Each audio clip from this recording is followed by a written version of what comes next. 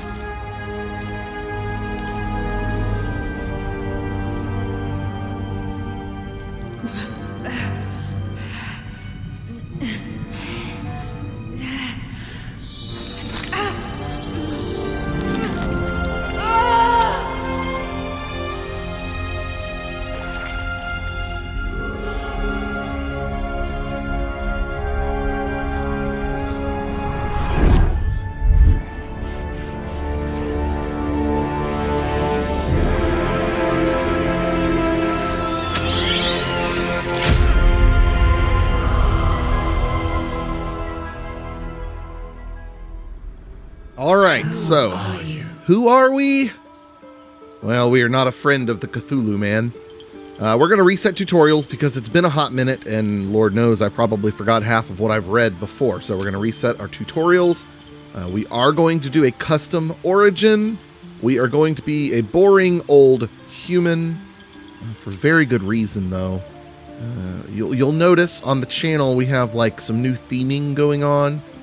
This is all thanks to Kirimp and his amazing wizardry that he does with some AI thing to make the artwork. And he's making a bunch of Kyles for all the different games for me. And it's amazing. It has it's been inspirational, honestly. It's kind of helped push toward what games we're going to be playing at the moment. And so thank you, Kirimp, for what you're doing with that. So we're going to make our character look like the artwork that Kirimp generated. With some cues. I knew I wanted to do a magic class, and so I told him, make it like a magic wielder. So I've decided, I've done a little bit of research. We are going to be a human sorcerer. So but I do need to read up on this stuff. So let me go actually back up a little bit. Humans, the most common face. Yep. Okay. So humans are known for their tenacity, creativity, and endless capacity for growth. Right. So base racial speed is 30 feet. Civil militia. You have weapon proficiency with spears, pikes, halberds, and glaives, and armor proficiency with light armor and shields. So weapon proficiency. Intense training turns a tool of war into an extension of the wielder. If you are proficient with a weapon, you add your proficiency bonus to attack rolls with it and are able to use special weapon attacks. Proficiency can be learned through one's feats or classes. And then armor proficiency prevents your armor and shield from blocking, spellcasting, or imposing disadvantage or on attack rolls. This is so cool how I can keep hitting T to inspect further. That's great. And then what was this one? Human versatility.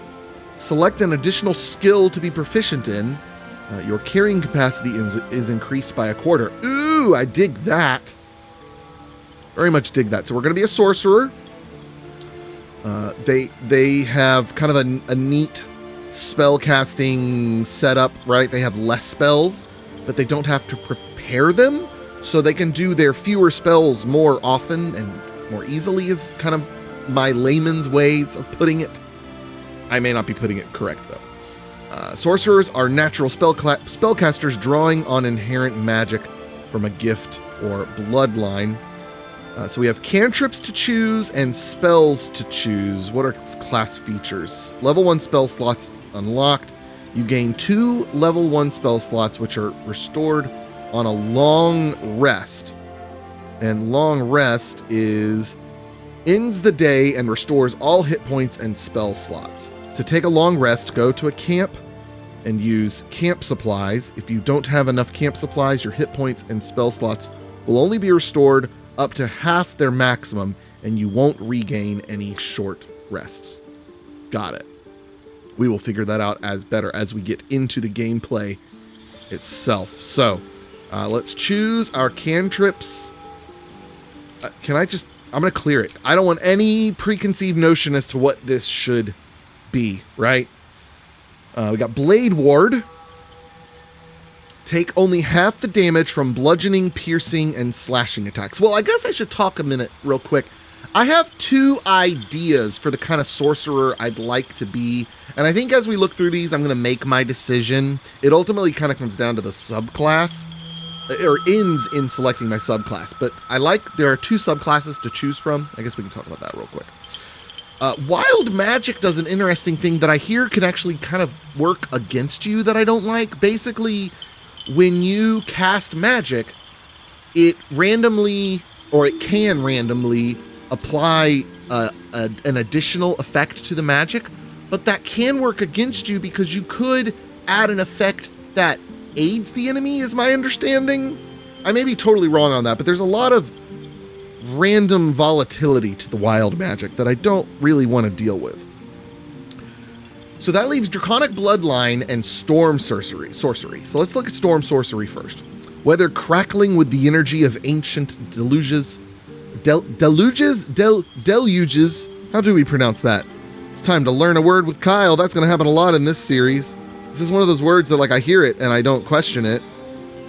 But then I go to read it and I'm like, wait, how do people say that are smarter than me? Deluge, yes. I was right to correct myself.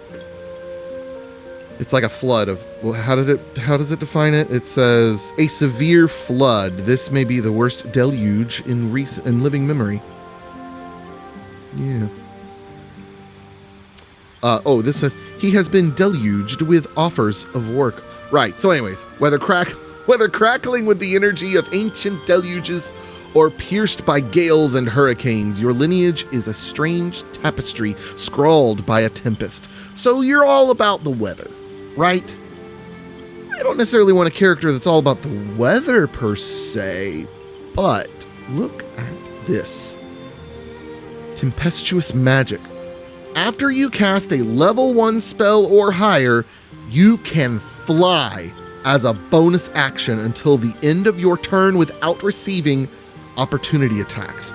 So you cast a spell, right? And then you can just fly. I believe it was like 9 meters, I read. Yeah, 30 feet. Fly to a nearby spot without receiving opportunity attacks. Up to 30 feet. Oh, as a bonus action, to be clear. So you are using a bonus action to do this, which is fine. Until the end of your turn without receiving opportunity attacks, which is like, so you can escape. You can leave being near someone and they can't swing at you. So I like this idea with the flying thing, because then I feel like I almost see myself as like a Doctor Doom character. Not Doctor Doom, Doctor Strange. A Doctor Strange character, right? Who's kind of like zipping around different places, casting magic from different places. So while Doctor Strange is more, not that he doesn't fly, but he also kind of teleports through portals, right? To different places to gain an advantage. So it'd kind of be like that. I like the idea of that. But my original idea for this character was to potentially be more of a spell sword, right? I liked the idea of having a seasoned, wise sorcerer who is also good with physical melee combat, or at least decent with it. And I know I can multi-class in this, and I did some research, and apparently you can do after somewhere between 3 and 5 levels of sorcerer is a decent time to then take at least 1 point in fighter. And so you gain some stuff through that. And so with Draconic Bloodline, it heavily leans into that. Here's what happens. Your veins carry draconic magic, the result of a powerful dragon ancestor. Subclass features: Draconic Resilience, hit points. Your hit point maximum increases by 1 for each sorcerer level. That's huge. That's pretty cool. In addition to that, Draconic Resilience, dragon-like scales cover parts of your skin. When you aren't wearing armor, your base armor class is 13. Now, I don't know how this works, right? The way it's phrased, when you aren't wearing armor, your base armor class is 13. Does that mean if I put on a piece of armor, it could potentially go down? Or does it only go up from 13? By the way I read it, it could go down. So I don't know. But here's the thing. Here's the reason why mechanically I lean toward this. But visually, though, the problem is you get these scales on your face, and it's going to mess up the look. The AI Kyle doesn't have that, but you know what? I think I've just convinced myself that who cares? Who cares? You know what?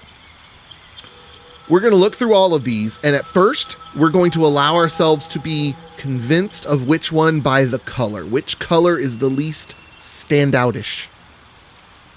And we'll look between those top 2 or 3 and choose one, because each one gives us a new spell, which is a really cool idea. So let's go back up. Actually, first I'm bouncing all over the place, and I apologize. We do need to choose our look. Let's change our subclass back so we don't have the dragon scales, right?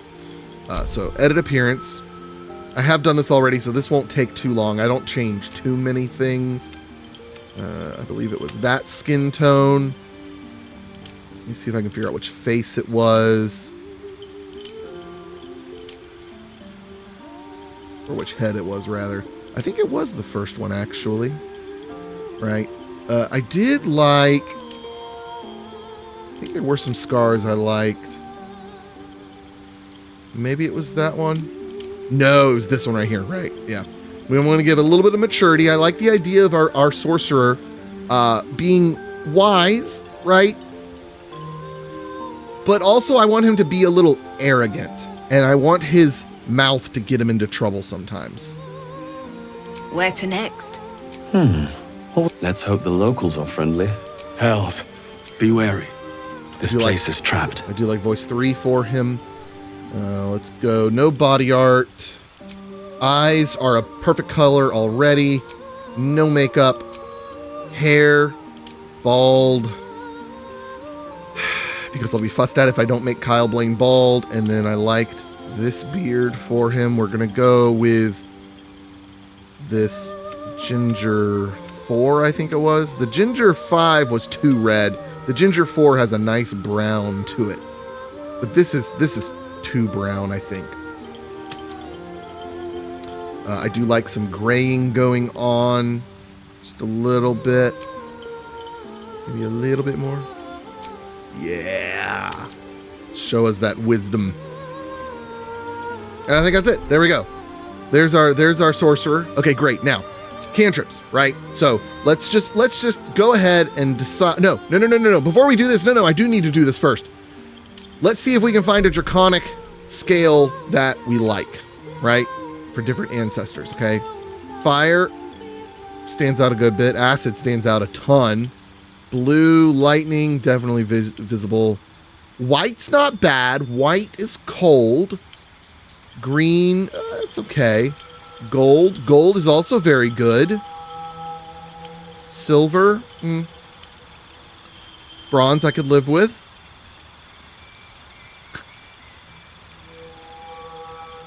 What is that beeping?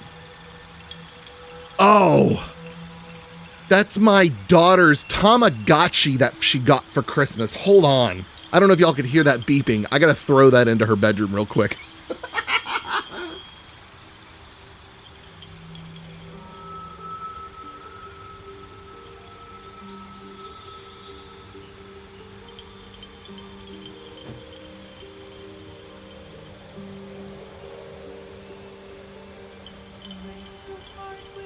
Okay, the Tamagotchi has been appropriately disposed of. All right, copper and then brass. Okay, so I like copper, brass, gold, and white the best. So let's look through those, because again, we were first going to go with very cosmetic oriented, and then we're going to look at mechanical. So, armor of Agathis. Ooh. Level 1 abjuration spell. Gain 5 temporary hit points and deal 5 cold damage to any creature that hits you with a melee attack. Oh. Can only have temporary hit points from one source, okay? I like that if we're getting up close and personal. That wouldn't be a terrible thing to have. Then we've got Gold Fire, Disguise Self, a level 1 illusion spell. Magically change all aspects of your appearance. Ooh, that could be fun for role play. Then we've got Copper, level 1 enchantment spell. Leave a creature prone with laughter without the ability to get up. Nah. And then for Brass, level 1 enchantment spell. Put creatures into a magical slumber. Select targets up to a targets up to a combined 24 hit points. Wait. Oh, the targets have to have up to 24 hit points in order for it to work. Okay. I think I really like the illusion. But the cold would be really good in combat.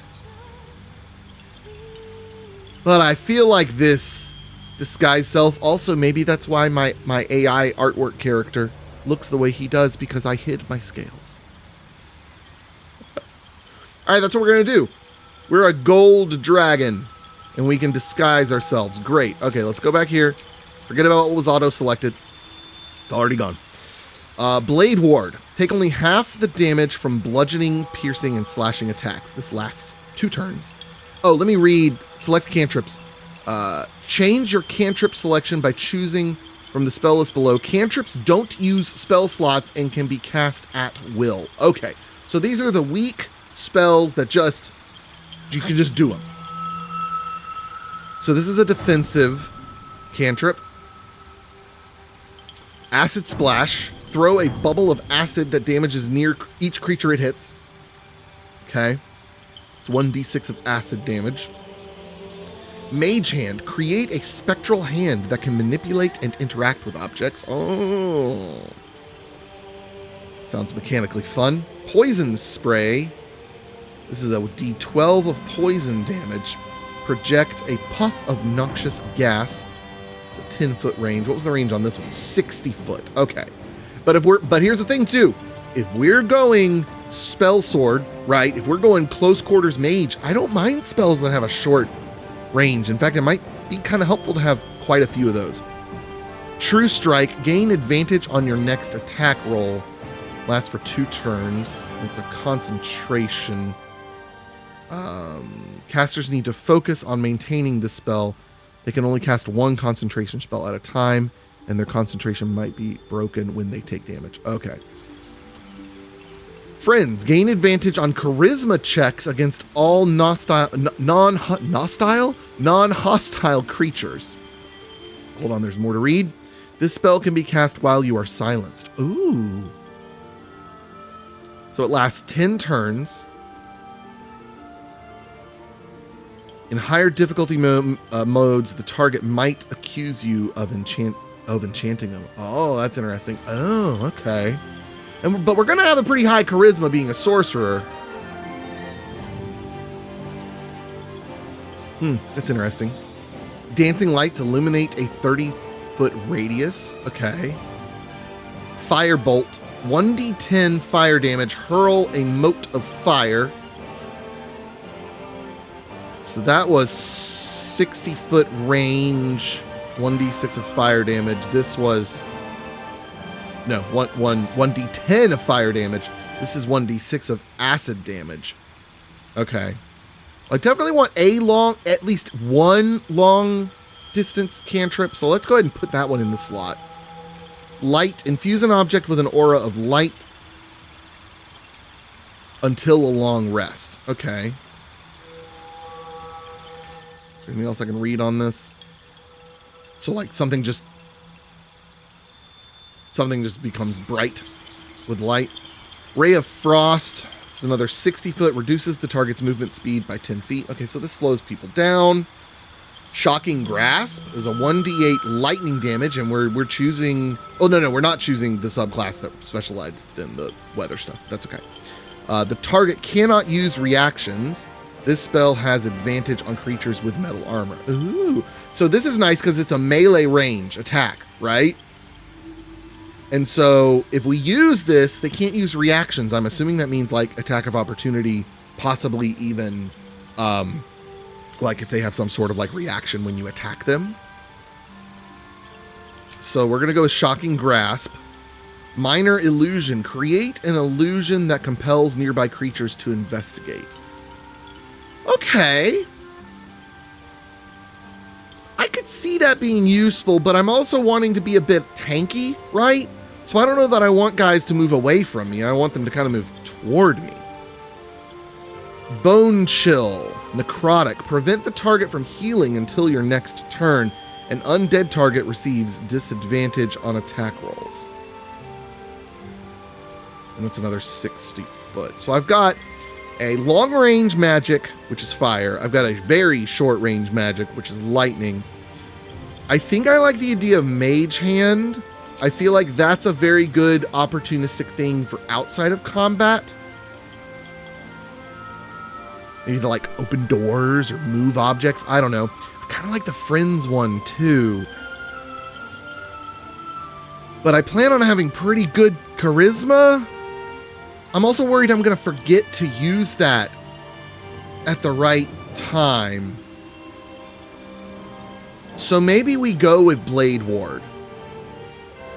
Bludgeoning, piercing, and slashing attacks. Yeah, I think we do Blade Ward. If we are wanting to be defensive, I should have a defensive cantrip. Now, on to spells. So these are, let's see, choose the spell you know from the list below. Spells require spell slots to cast unless a feature states otherwise. Okay, Burning Hands. 3 to 18 damage. Each flammable target is hit with 3 to 18 fire damage. On save, target still takes half damage. Okay. Charm Person. Charm a humanoid to prevent it from attacking you. You gain advantage on charisma checks in dialogue. Okay, so this is cool. So this works... condition ends early if you or an ally hurts the target in higher difficulty. Okay. So this is something good for in and out of combat. Charm a humanoid to prevent it from attacking you. You gain advantage on charisma checks in dialogue. Enemies have advantage on saving throws against being charmed. Okay. I think I'd rather save my spell slots for combat, though. Chromatic Orb.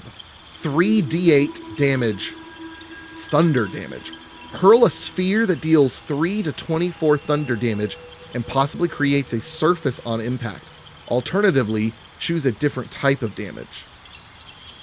Oh, that's right. With the Sorcerer, can't you... I read something about you can, like, modify your spells, like, on a whim.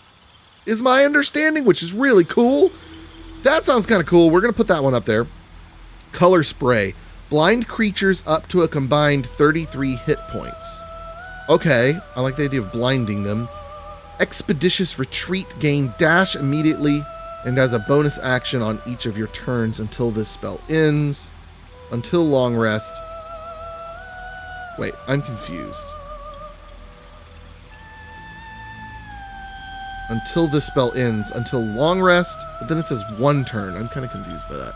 Maybe that's how long it takes to cast it? Oh, it's a concentrate. I'm a little confused by this. My apologies. But I don't like the sound of that one anyways. False life, gain 7 temporary hit points until long rest. Okay. It's a necromancy spell. This one was an evocation. Featherfall. You and nearby allies gain immunity to falling damage. I wonder how often that comes up in the game. Fog cloud. The cloud blinds and heavily obscures creatures within it. Including me? Like, could I cast that around me? And blind all the guys that are near me?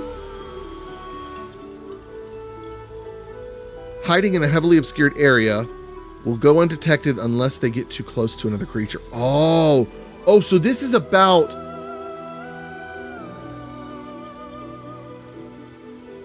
Oh, that's interesting. Huh, so that it has a lot of implications for sneaking. I was thinking combat. Ice Knife. This is a 60 foot. It's a 1d10 of piercing damage and a 2d6 of cold damage. Throw a shard of ice that deals piercing damage. It explodes and deals 2 to 10 cold damage to anybody near it. It leaves an ice surface. The spell can be cast while you are silenced. Enhanced leap, triple a creature's jumping distance. Mage armor, protect a target from attacks, increase its armor class to 13 plus its dexterity modifier. Until long rest, the target can't be wearing armor. Okay. I think I plan on wearing armor, but maybe not because I get bonus from the draconic thing. Magic missile. Oh, this is a guaranteed hit, isn't it? Shoot 3 magical darts, each dealing 2 to 5 force damage. They always hit their target. 3d4 plus 3. Okay, that's an easy one to just kind of throw up there until we see something better. Ray, and that one's what kind of spell? Another evocation. Okay, I just wanted to kind of like see what kind of spell class they are in case I get stats later that are like, you get a better this type of spell or whatever. Ray of Sickness. We got a 2d8 poison. Possibly poisons the target. 60 foot range. Shield. Ooh. When you are about to be hit by an enemy, increase your armor class by 5. You take no damage from magic missile. It's a reaction. What does that mean? Replenishable resource. Reactions, such as opportunity attacks, are responses you can have to events. Reactions can trigger both during and outside of your turn. Recharge once per turn. Wait, so... this just happens? Oh, this sounds like I need to take this.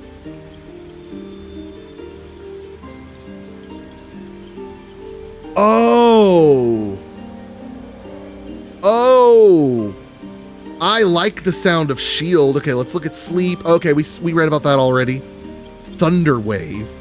Release a wave of thunderous force that pushes away all creatures and objects. Okay.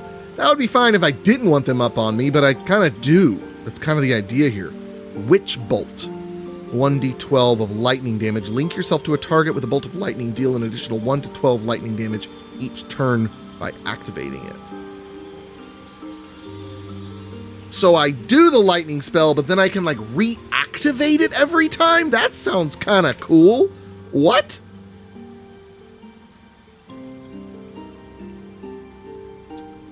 Oh, that sounds really cool. But I'll tell you what, though. Here's the thing, right? Create surface on impact. I don't know what that means exactly. But I can choose the different type of damage. I kind of like that too. Oh. I want to learn about choosing different types of damage. As much as I want to take Magic Missile, we're going to ditch Magic Missile and we're going to pull up the shield. I think that just makes more sense. This gives me a good big ranged attack, right? But this gives me good reactions. It sounds like once per turn, I up my armor class by 5, and I take no damage from magic missile attacks. Okay, so we got our draconic stuff done. Background. Okay. Acolyte. You have spent your life in service to a temple, learning sacred rites and providing sacrifices to the gods or gods you worship.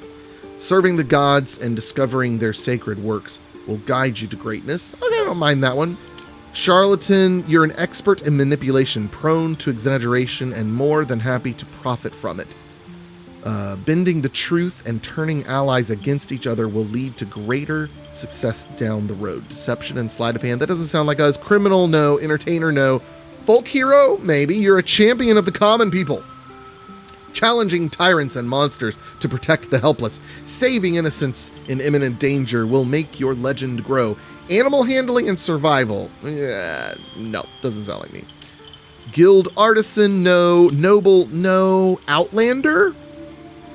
You grew up in the wilds, learning to survive far from the comforts of civilization. Surviving unusual hazards of the wild will enhance your prowess and understanding. No.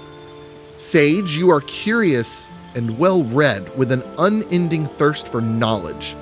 Learning about rare lore of the world will inspire you to put this knowledge to greater purpose. Skills, Arcana and History. +3 to Arcana checks. Recognize magic, interact with enchanted items. History, remember the past of the world and its people. That's the winner so far. Not a soldier, not an urchin. No, we're going to go with Sage. That sounds cool. All right, here we go. Abilities.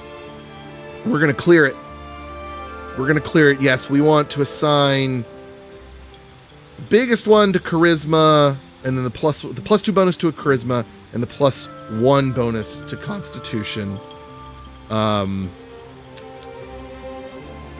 Arcana, History, Deception, Intimidation.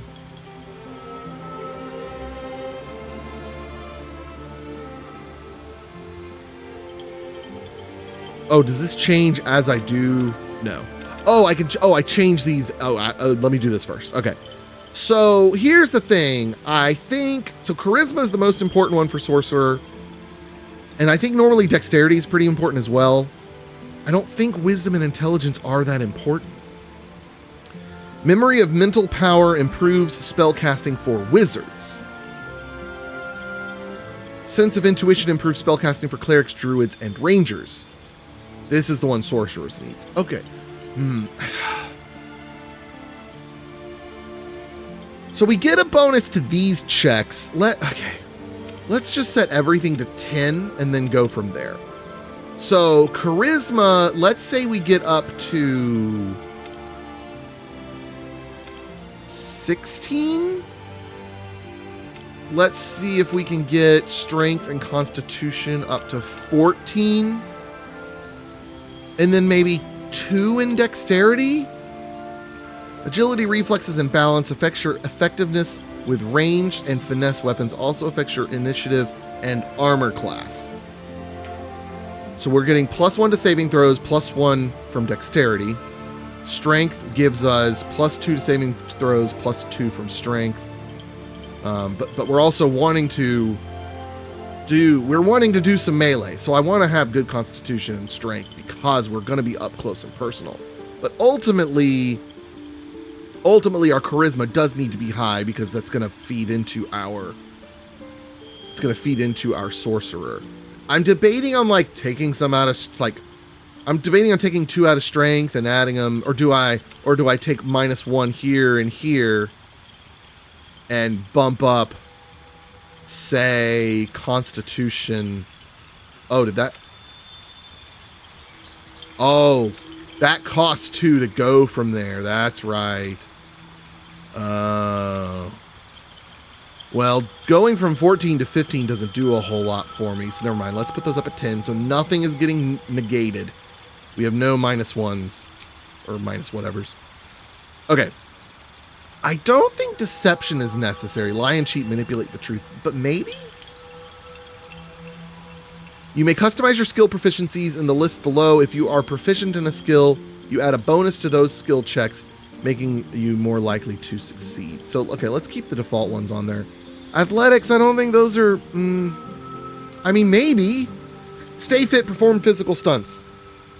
I feel like Kyle Blaine, the Sorcerer, is pretty athletic. Investigation, analyze clues, and solve mysteries. That...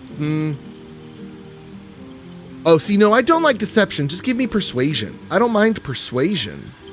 Intimidation, be a bully, threaten to induce fear. No. Insight, read people in situations, detect lies. Yes, I like that.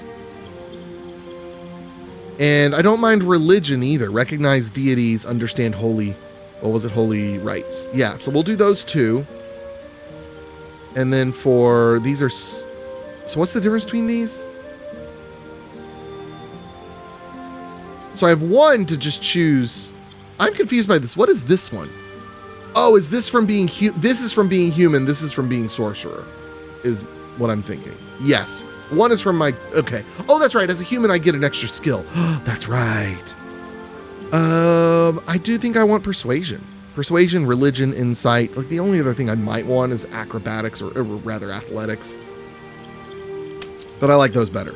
Arcana, history, religion, insight, persuasion. You know, even though he doesn't have great intelligence and wisdom, which I kind of like me, right? I have heard a lot of things. I've been taught a lot of things, but I have not done a great job at retaining said things. I feel like this is a very accurate representation of Kyle Blaine, the Sorcerer. So we will continue on next time. Thank you so much for joining us for the character creation of Kyle Blaine. We will see you guys next time as we proceed and begin our story. Thanks for watching as always. Adios. Goodbye. You need a guardian. Oh, Choose one. I forgot there were guardians. What's this about? I don't know. Oh, heavens to Betsy. I didn't remember this was a thing. I'm actually going to tack this on to the... I'm going to tack this on to the end of the first episode. Hold on. I forgot about this. The most common face in Faerun. Humans are known for their tenacity, creativity, and endless capacity for growth. Oh, who's he going to have with him?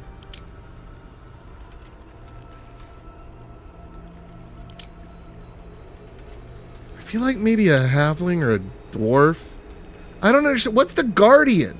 What is this?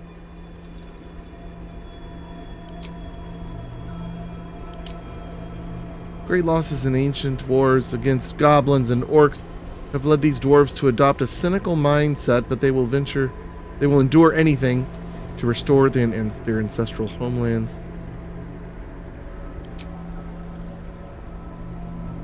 Okay, I think I would like a male. Good luck. Follow your instincts. Okay. Don't be afraid.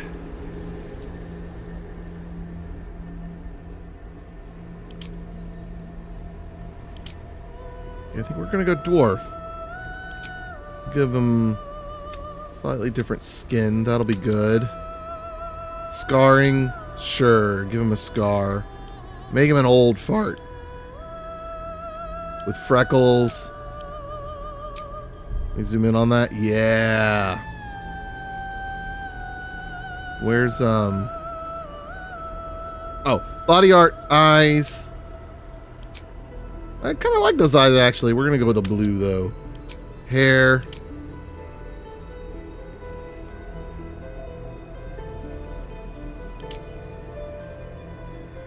Oh, I never changed my body type. There we go. Oh, that helps a lot.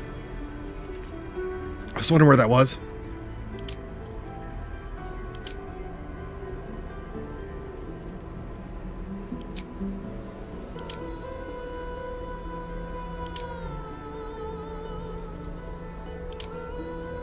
Huh.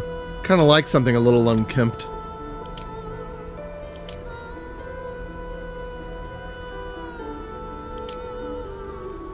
I kind of dig that one. Oh, that's good too.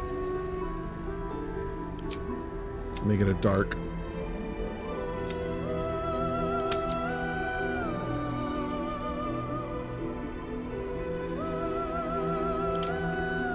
Ooh. Ooh.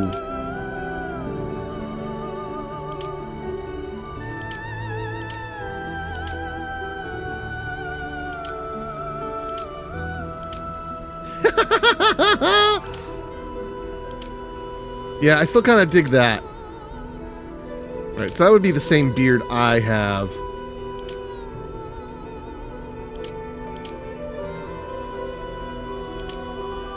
Yeah. Okay, what are these mustaches? No.